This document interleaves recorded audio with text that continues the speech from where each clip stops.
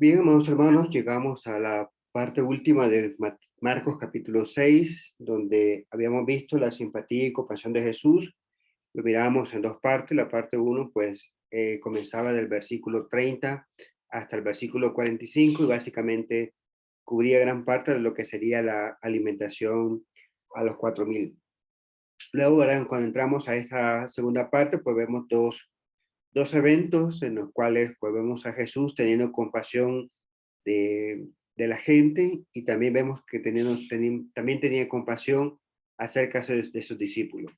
Y es la lección para que nosotros vemos y aprendemos, ¿verdad? El propósito de la lección de la compasión de Jesús.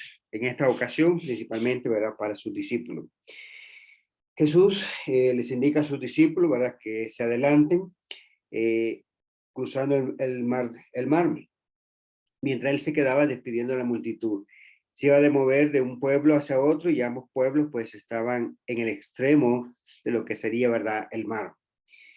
También vemos acerca de Jesús que mientras sus discípulos van cruzando hacia el otro lado de Besaida, Jesús toma un momento para orar, posiblemente, ¿verdad?, debido a la topografía del lugar, pues era en una montaña y de esa montaña pues tenía una visión suficiente como para poder ver a sus discípulos y de esa manera, ¿verdad?, poder llegar hacia ellos debido a que Jesús logra ver la dificultad que tienen ellos. Y se ve en esta lección que es que en los momentos duros, o en el momento de la prueba, en el momento en el cual sus discípulos están batallando para poder contra la marea y contra el viento, vemos a un Jesús, ¿verdad?, que tiene compasión con sus discípulos. No los deja solos, sino que se adelanta para poder ayudarle y poder ser de gran ánimo y aliento hacia ellos. Vemos en los versículos 45 y 46 que Jesús aparta un momento para orar. El versículo 45 de Marcos 6 dice, enseguida Jesús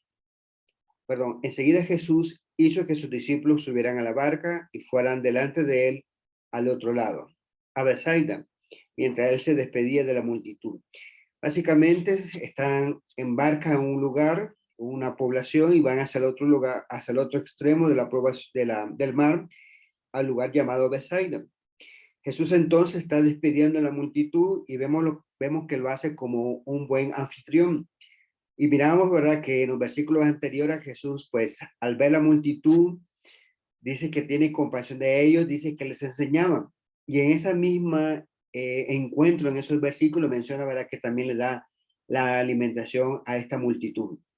Jesús también, ya en la parte final, una vez que hubieron recogido las 12 cestas, dice que Jesús despide a sus discípulos, pero a la misma vez despide a la multitud. Y una vez que despide a la multitud, vemos, ¿verdad?, lo que Jesús siempre hacía en cada momento era tener comunión con el Padre. Y esto lo hace a través de la oración. Tenía mucho que comunicar. Imagínense, había sido un día duro, sus discípulos venían después de la comisión, luego, ¿verdad?, de la enseñanza y la alimentación, pues podemos decir que era un día que fue sumamente duro, pero más sin embargo, ¿verdad?, encontramos a un Jesús que aparte ese momento para poder comunicarse con el Padre. No hay ningún impedimento, no hay ninguna excusa y vemos, ¿verdad?, que dedica el tiempo necesario para la oración. El versículo 46 dice que fue al monte a orar. Después de despedirse de ellos, se fue al monte a orar. Lo que decíamos, ¿verdad?, anteriormente, un día sumamente largo, un día difícil, un día, ¿verdad?, de trabajo en el cual tenía la misión del maestro. Y además de ello, lo que nosotros vemos es que aún así dedicaba tiempo para la oración. Versículo 47 dice, ya Marcos nos adelanta un poco a la historia y el momento en el cual nos traslada en la misma narración, ¿verdad?, es que la barca está en medio del mar. La peculiaridad del libro de Marcos, pues, es un libro de acción, un libro que inmediatamente nos dice que está en un extremo, que Jesús está en la montaña orando, e inmediatamente el siguiente versículo nos manifiesta que Jesús o que sus discípulos están en medio del mar. Dice el versículo 47, al anochecer, la barca estaba en medio del mar y él estaba solo en tierra. Vemos entonces que mientras sus discípulos estaban orando, Jesús estaba orando, sus discípulos estaban en el mar. Es decir, que el lugar propicio donde Jesús fue a orar posiblemente fue una montaña, como habíamos dicho inicialmente, pero desde ese punto en tierra dice que podía verlos, podía saber que sus discípulos estaban en el medio del mar, podía ver lo que estaba sucediendo en ese momento, o lo que podía suceder en ese momento en el cual pudiera dirigir su atención hacia ellos. Se menciona, según el libro de Lucas, que ellos estaban, déjenme ver el versículo,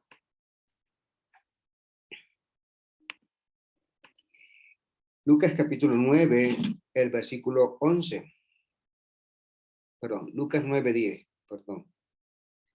En Lucas 9:10 dice de esta manera, Lucas 9:10, perdón, estoy en Juan, Lucas 9:10. Cuando regresaron los apóstoles, le relataron a Jesús lo que habían hecho. Y él se lo llevó consigo y se retiraron solo a un pueblo llamado Bethsaida. Lo que se ve en Lucas capítulo 19 es que ellos embarcan de un lugar llamado Bethsaida y ellos necesariamente se tienen que trasladar hacia el otro extremo, que dicho sea de paso también se llama Bethsaida de Galilea. Y lo que vemos en Marcos capítulo 6, el versículo 45, en el cual dice de esta manera, enseguida Jesús hizo que sus discípulos subieran a la barca y se adelantaron al otro lado a Bethsaida, mientras él despedía a la multitud. Se ve entonces de que ellos están en medio del mar. Juan nos informa que la barca había avanzado entre 25 y 30 estadios, que esto equivaldría a 5 kilómetros.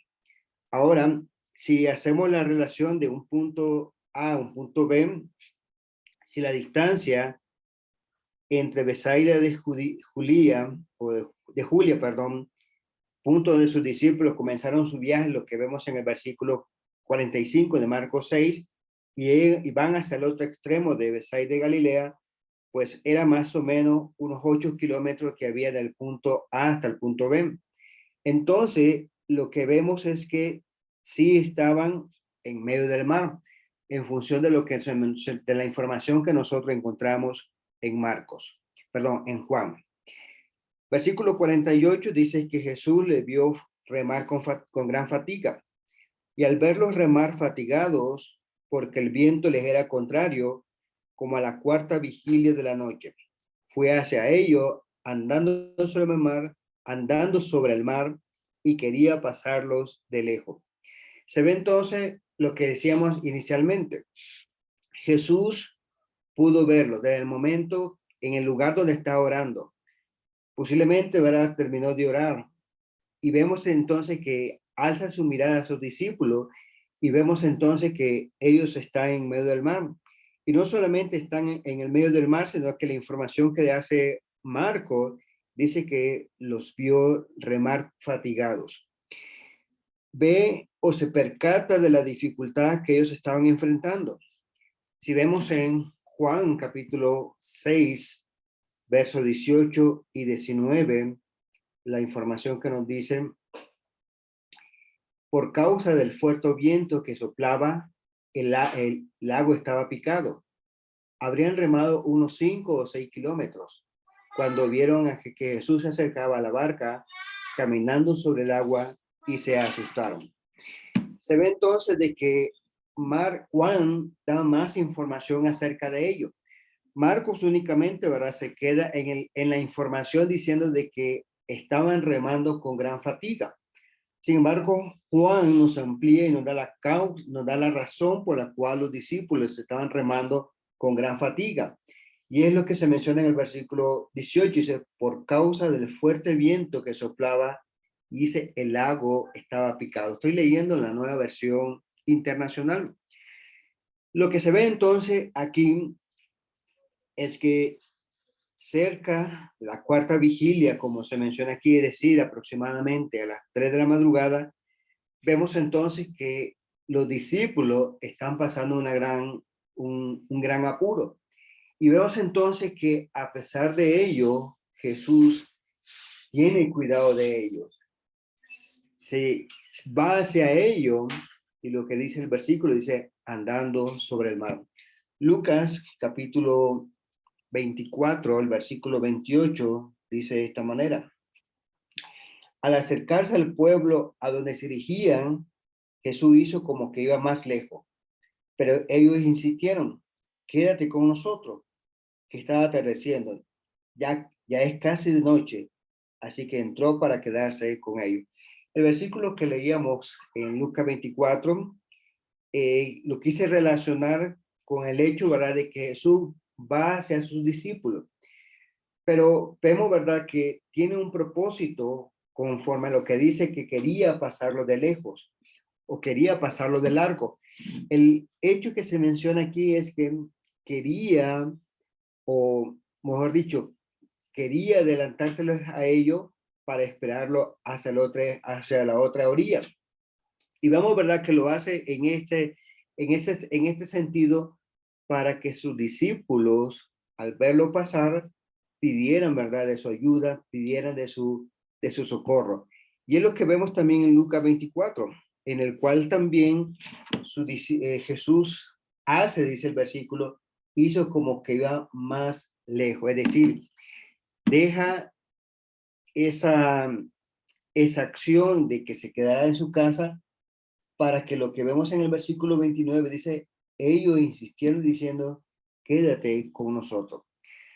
En otras palabras, lo que se ve aquí a un Jesús que deja la opción a que las otras personas tomen la iniciativa. En este caso fue de que se invitaran a quedarse en cuanto a Lucas y en cuanto a sus discípulos, ¿verdad? Que los discípulos le llamaran en este momento de, de socorro, en este momento de aflicción, para que sus discípulos, ¿verdad?, pudieran encontrar ese alivio en Jesús.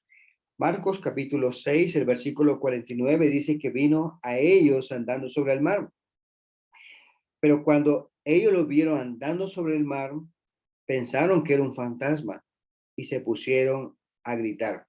Lo que se ve en esta ocasión es que Jesús quería adelantarse a ellos, pero Jesús llegó a ellos cuando ellos respondieron con miedo y gritaron diciendo, es un fantasma.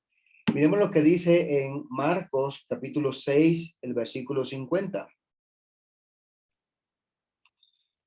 Llenos de miedo por lo que veían, pero él les habló enseguida con ellos y les dijo, cálmense, soy yo, no tengan miedo. Es decir, vemos en este versículo la respuesta de Jesús, que es una respuesta de manera inmediata. Y se nota también que la expresión de Jesús en su respuesta fue de una forma muy amigable y afectuosa. Comienza a hablar, dice, con ellos y le dice exactamente lo que ellos necesitan para poder borrar ese indicio de superstición, ese indicio de miedo, diciéndole, cálmense, soy yo, no tengan miedo. Es algo en el cual, pues, se manifiesta. Los versículos de Job, capítulo 9, el versículo 8, es algo eh, sorprendente de lo que vemos aquí. En Job, capítulo 8, el versículo 9 dice, perdón, lo estoy leyendo mal. Job, capítulo 9, el verso 8, dice así, él se basta para extender los cielos, somete a su dominio las olas del mar.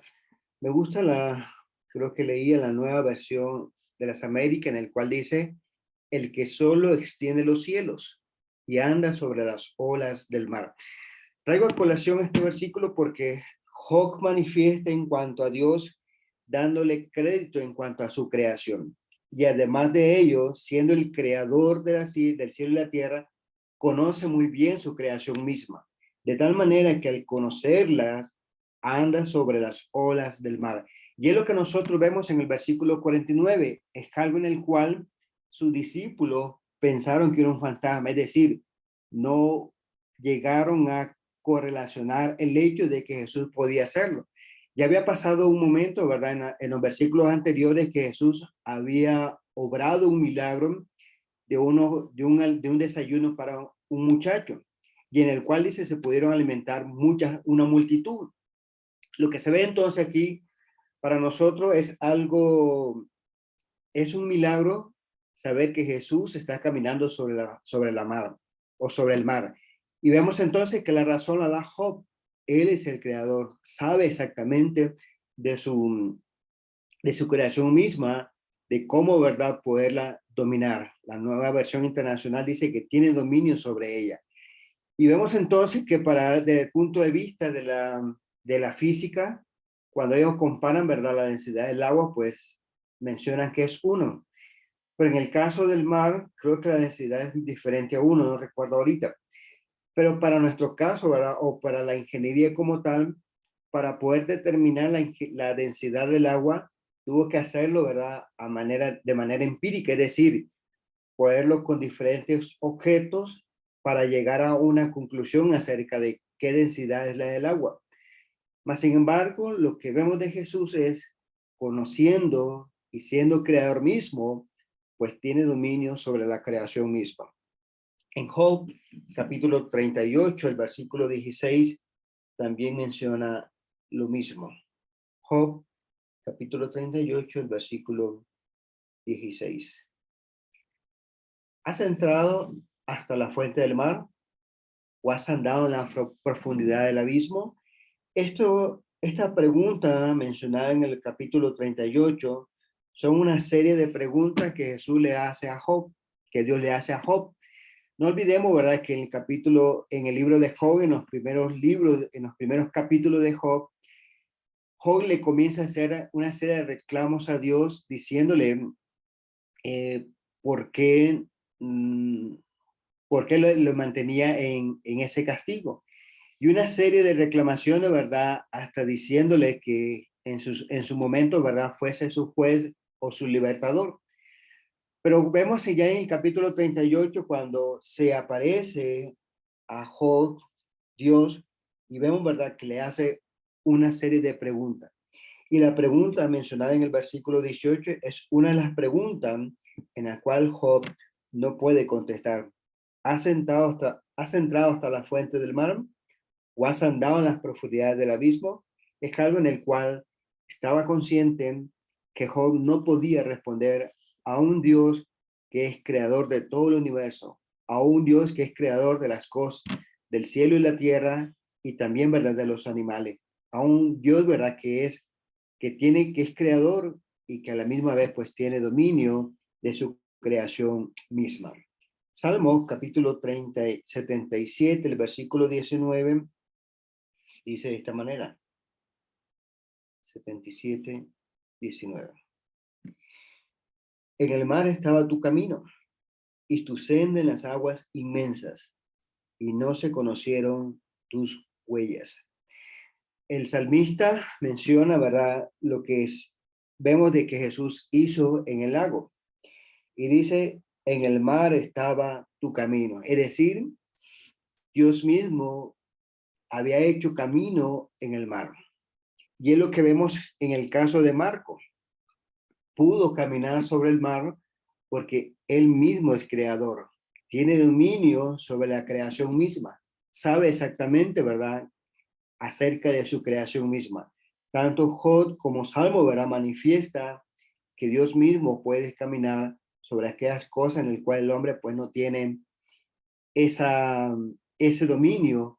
Solamente Dios, ¿verdad?, que es el creador, pues tiene dominio acerca de su creación misma. Vayamos a Marcos capítulo 6, el versículo 51, en el cual dice que subió a ellos en la barca. Subió con ellos en la barca y el viento se calmó. Y ellos estaban asombrados en gran manera. Una vez más se manifiesta el dominio de Dios, el dominio de Jesús sobre la creación misma. Pudo caminar sobre las aguas. Una vez que estaba dentro de la barca, dice que el viento se calmó, perdón. Sus discípulos mismos, dice, estaban asombrados en gran manera de esto. Juan capítulo 6, el versículo 21 dice de esta manera. Entonces ellos querían recibir a Jesús en la barca, pero la barca llegó enseguida a la tierra donde iban. En los versículos anteriores decíamos de que Jesús quería adelantársele.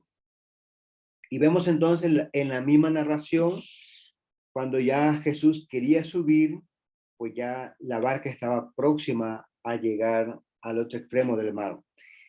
Marcos no menciona el evento que nosotros vemos en Mateo capítulo 14, del verso 28 hasta el versículo 31.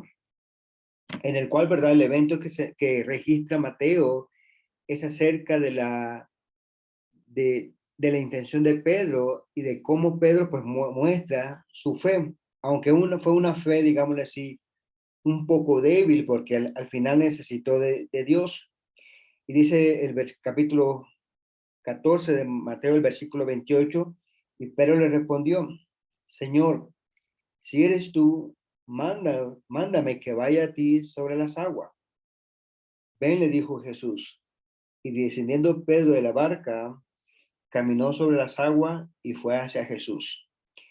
Viendo la fuerza del viento, tuvo miedo y empezando a hundirse gritó, Señor, sálvame.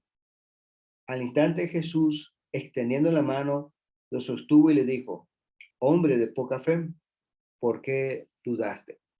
Y vemos también de cómo el dominio de Dios sobre la creación, de la creación mismo, se manifiesta también con el hecho de Pedro, en el cual le dicen, si eres tú, manda que yo vayas a ti sobre las aguas. Es decir, aún más, ¿verdad? Se ve de cómo el poder de Dios se manifiesta en el hecho de que no solamente Jesús podía caminar, sino que también Pedro también lo hizo, lo pudo hacer.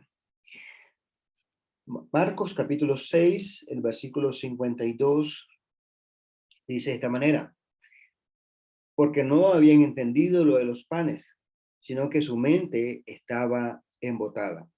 Es lo que habíamos dicho anteriormente, ¿verdad? No habían comprendido lo que realmente acababa de suceder, de cómo, ¿verdad? De un pequeño desayuno o de un desayuno de un muchacho, Jesús pudo alimentar a una multitud. Era algo en el cual sus discípulos pues debían de tener o de comprender que para Jesús pues no hay nada imposible. Rectifico, ¿verdad? La alimentación de un desayuno para 5,000 personas, 5,000 hombres que Jesús alimentó. Decimos 5,000 hombres, ¿verdad? Porque en la costumbre de los judíos pues no alimentaban, no contaban en ese número a mujeres y niños, solamente hombres. Es decir, que la alimentación dada a Jesús de unos pocos panes y peces fue suficiente, ¿verdad? Para alimentar una multitud. Sus discípulos entonces no habían comprendido de que si Jesús pudo hacer un milagro de esa magnitud, podía también caminar sobre las aguas, dando la razón, como lo mencionaba Job, que él era pues el creador de todo el universo, que tenía dominio sobre el mar. Lo que se ve en Marcos es que él no registra este evento. Habíamos dicho, ¿verdad?, que Marcos, pues había, en cierto sentido, sus enseñanzas fue que lo había escuchado de las predicaciones del apóstol Pedro. Por eso aquí se da un indicio de que Marcos no registra este evento, posiblemente porque Pedro no era aficionado a contar esta historia. Y una historia, ¿verdad?, en el cual podríamos decir, pues no fue tan victorioso, sino que su fe fue una fe bastante débil, ¿verdad? Porque dudó mientras iba caminando sobre las aguas. Si sus discípulos, hermanos, hubieran comprendido plenamente el significado de la alimentación milagrosa, ellos habrían entendido lo que significaba el poder de Dios para doblegar el universo, para doblegar la creación misma a la voluntad. incluyendo no solamente el pan, ¿verdad?, que es producto de la tierra, sino también las ondas del mar y los vientos huracanados, ¿verdad?, que se manifestaba en esta ocasión.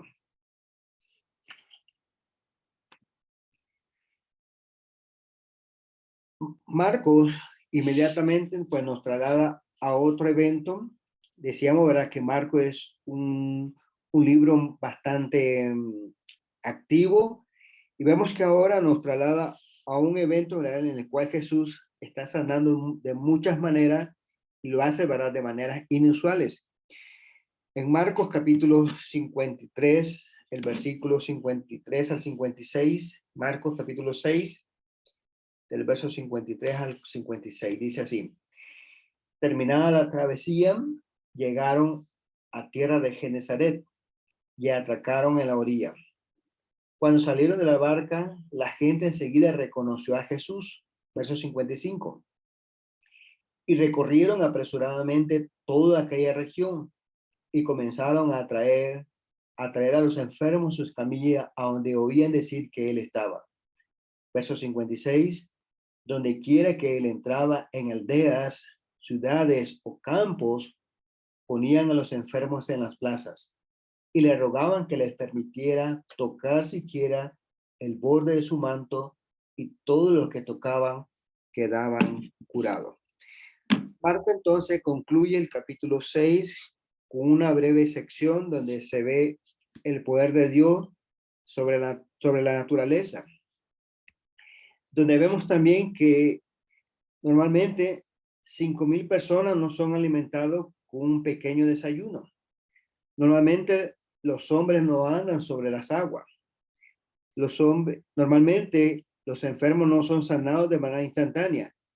Nada de esto es normal, excepto por el poder de Dios. Y es lo que Marco nos refleja en estos versículos, que la alimentación de los 5,000, el hecho de que Jesús caminara sobre las aguas y el hecho, ¿verdad?, que Jesús sanara a muchas personas de diferentes maneras, pues, y lo hiciera de manera instantánea, demostraba en síntesis el poder de Dios, que tenía poder para hacerlo.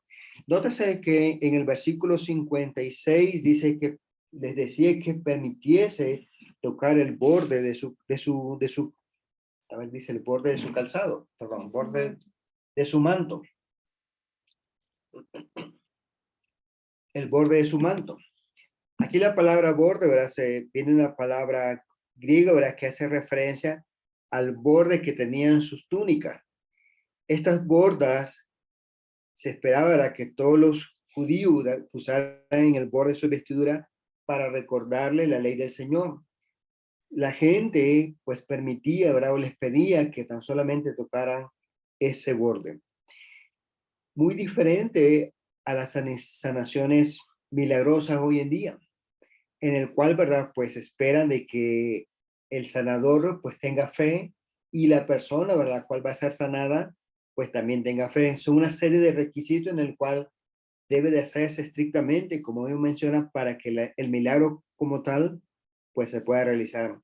Cuando vemos todos los milagros de Jesús, vemos, ¿verdad?, que no se maneja un esquema específico. Jesús muchas veces tocaba a la persona. Muchas veces Jesús no tocaba y con solamente dar la orden se hacía. Muchas veces, ¿verdad?, intercedía a través de otras personas para que fuese sanada otra persona, el caso del centurión, ¿verdad?, con su siervo.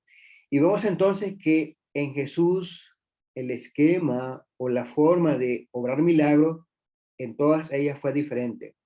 Marco nos presenta un elemento en el cual las personas pedían que realmente ellos poder tocar el borde de su manto para poder ser sanos. Y vemos, ¿verdad?, que Jesús lo permitía, y que las personas al momento de hacerlo, pues su sanidad era inmediata, era instantánea. A manera de conclusión, lo que vemos aquí es, en las horas más apremiantes del sufrimiento en el cual se encontraban sus discípulos, en medio de una tempestad, vemos que Jesús tenía cuidado de ellos. Es decir, que los vio cuando estaban en apuro, Y vemos, ¿verdad? Dice que se apresuró a encontrarse con ellos. Es decir, que Jesús no los dejó solos. Y en nuestro caso similar, en nuestra vida, en nuestro tiempo, Jesús también tiene cuidado hacia nosotros. Jesús siempre está pendiente de nosotros, siempre nos cuida. En esos momentos difíciles, en esos momentos en el cual sentimos que estamos solos, pues no lo estamos. Jesús siempre está a nuestro cuidado, Jesús siempre está pendiente. Resta de nosotros, ¿verdad? Que tengamos confianza, que nosotros nos dirijamos a Él en plena perseverancia, que nos dirijamos a Él en oración, sabiendo, ¿verdad? Que Él nos cuida, sabiendo que Él nos protege y nos está a nuestro cuidado. Siempre hay un recuadro que siempre me acuerdo de una pintura de las huellas, en el cual, ¿verdad? Está platicando Jesús con una persona diciendo que van caminando, ¿verdad? Y en un momento de la vida dice que la persona ve hacia atrás y ve dos huellas. Y esos momentos, ¿verdad? En el cual aparecen dos huellas en la playa, son los momentos, ¿verdad? En el cual hay felicidad y tranquilidad en la vida de la persona. Pero hay un momento, ¿verdad? En el cual la persona dice, está en momentos difíciles y duros y que vuelve a ver hacia atrás y que solo aparece un par de huellas. Y ahí encontramos, ¿verdad? Que la persona le reclama a Jesús diciéndole, ¿por qué me dejaste solo en los momentos más difíciles, en los momentos en el cual necesitaba de ti? Y la anécdota dice, ¿verdad? Pues en esos momentos difíciles yo te cargaba a ti. Por eso es que miraba un par de huellas. En la narración que encontramos de Jesús en cuanto a su discípulo, pues es similar, ¿verdad? Jesús tiene cuidado de nosotros, Jesús está pendiente de nosotros, y no olvidemos, ¿verdad? La información que encontramos en la primera carta a Timoteo, que Él intercede por nosotros ante el Padre. Por lo cual entonces vemos de que Él está siempre pendiente de nosotros. Y la segunda lección que nos podemos aprender es que Jesús siempre nos alienta a pedir su ayuda. Por eso Jesús, en el momento que va caminando, va con la intención de adelantárseles a ellos, pero lo hace, ¿verdad? Con el fin de que ellos pidan ayuda. Y de igual manera nosotros, ¿verdad? Nos alienta que nosotros pidamos ayuda. Y de Él vamos a esperar una respuesta muy cálida, una respuesta muy amigable en la cual dice, tengan ánimo, soy yo, no teman. Y es lo que nosotros siempre vamos a esperar de Él cuando nosotros nos dirigimos en oración, cuando nosotros vamos hacia Él buscando ese ánimo, buscando esa fortaleza. Gracias, amados hermanos, por este momento. Que el Señor les bendiga.